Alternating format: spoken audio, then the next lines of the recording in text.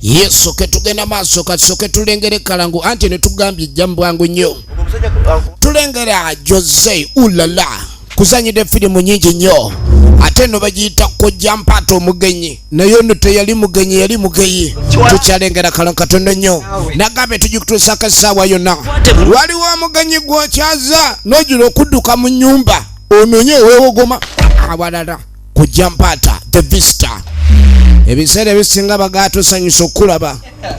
Naye gino miwunyo okukyaza Kojja Mpaata. Tugenda maaso okuva mu Town of Star Universal Pictures. Naga nkwagala nga aveeri nnyo.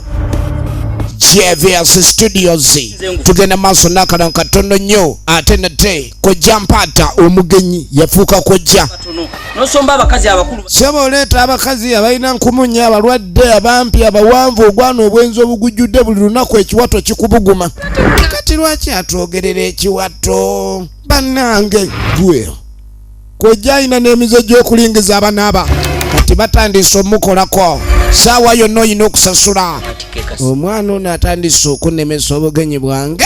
Nina omusalira amagezi kati. Mugaya Faizo is Kojja Mpaata. Filimu on coming soon.